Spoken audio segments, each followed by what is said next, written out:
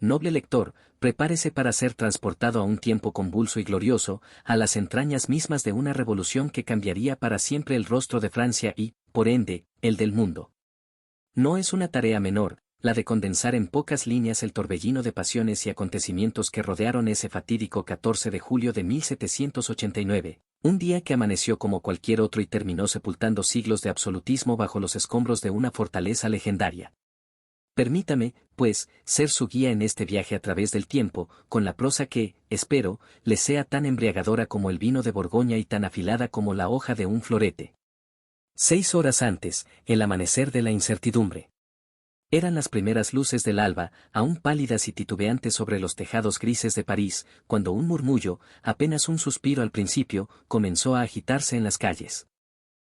La ciudad, acostumbrada a los toques de campana que marcaban el ritmo de la vida monárquica, se despertó con un repique diferente, el de la ansiedad. La víspera había sido un hervidero. El despido del popular ministro de Finanzas, Jacques Necker, por parte del rey Luis XVI, había encendido la chispa en un polvorín ya saturado de descontento. Los precios del pan se habían disparado hasta la estratosfera, y el pueblo, famélico y humillado, sentía como la opulencia de la corte de Versalles se burlaba de su miseria. En el Palacio Real, el duque de Orleans, primo del rey, observaba con una mezcla de curiosidad y regocijo los primeros signos de agitación. Se decía, con un susurro que volaba de boca en boca como un pájaro mensajero, que el duque, astuto y ambicioso, no era del todo ajeno a la ebullición popular. Mientras tanto, en los cafés de los bulevares, los oradores improvisados, con Camille Desmoulins a la cabeza, encendían los ánimos con discursos vibrantes, invocando la libertad y la resistencia contra la tiranía. La pólvora estaba lista, solo faltaba una chispa, y el 14 de julio estaba a punto de ofrecerla. Durante, el rugido del pueblo y la caída del símbolo. A medida que el sol ascendía, revelando una jornada de un calor sofocante, el murmullo se convirtió en un clamor, el clamor en un estruendo. Miles de hombres y mujeres, armados con lo que pudieron encontrar, picas, mosquetes viejos, incluso simples herramientas de labranza, convergieron hacia el Hotel des Invalides, donde sabían que se almacenaban armas.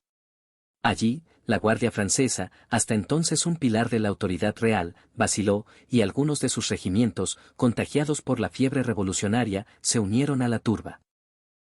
La escena era de un caos magnífico, una sinfonía de gritos, vítores y el choque metálico de las armas.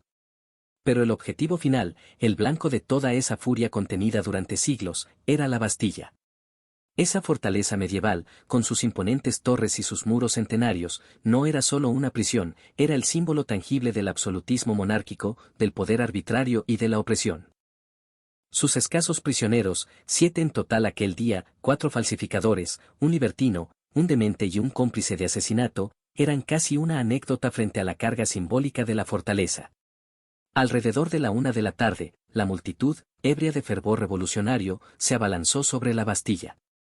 El marqués de Launay, su gobernador, un hombre más militar que político, intentó una resistencia fútil.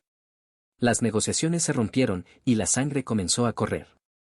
Los disparos de los defensores de la Bastilla cayeron sobre la multitud, encendiendo aún más su cólera. Pero el verdadero punto de inflexión fue la llegada de la Guardia Francesa con cañones. Apuntaron hacia las puertas de la fortaleza, y el retumbar de los disparos de artillería selló el destino de la Bastilla.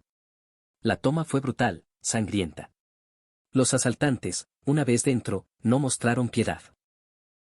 Delaunay, arrastrado por la turba, fue linchado de manera espantosa, su cabeza cercenada y clavada en una pica para ser exhibida como un trofeo macabro en las calles de París. El espectáculo era horrendo, sí, pero para muchos, era la justicia que la revolución, aún en pañales, comenzaba a impartir. Las piedras de la Bastilla comenzaron a ser desmanteladas de inmediato, ladrillo a ladrillo, como si el pueblo quisiera borrar cualquier rastro de la opresión que representaba. 6 horas después, el eco del trueno y el nacimiento de una nación. Cuando las sombras de la tarde comenzaron a alargarse sobre la ciudad, y los fuegos de la Bastilla aún ardían en el horizonte, París era un torbellino de emociones. La noticia de la caída de la fortaleza se extendió como un reguero de pólvora, no solo por la capital, sino por toda Francia, y pronto, por Europa entera. El rey Luis XVI, recluido en Versalles, fue informado de los acontecimientos por el duque de la Rochefoucauld-Liancourt. Pero, es una revuelta, preguntó el monarca, incrédulo. A lo que el duque respondió con una frase que resonaría en los anales de Laura: no, sire, es una revolución. Y era, en efecto, una revolución. La caída de la Bastilla, más allá de su significado militar, fue un golpe psicológico devastador para la monarquía y un triunfo moral inconmensurable para el pueblo.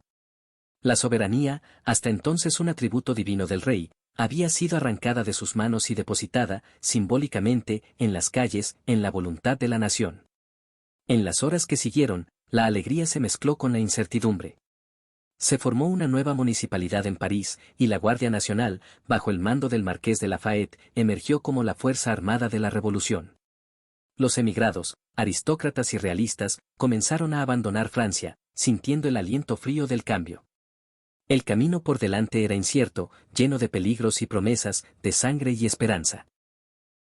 La guillotina aún no había levantado su sombría figura, pero el germen de la República y de sus excesos ya estaba sembrado. Así, noble lector, fue el 14 de julio de 1789.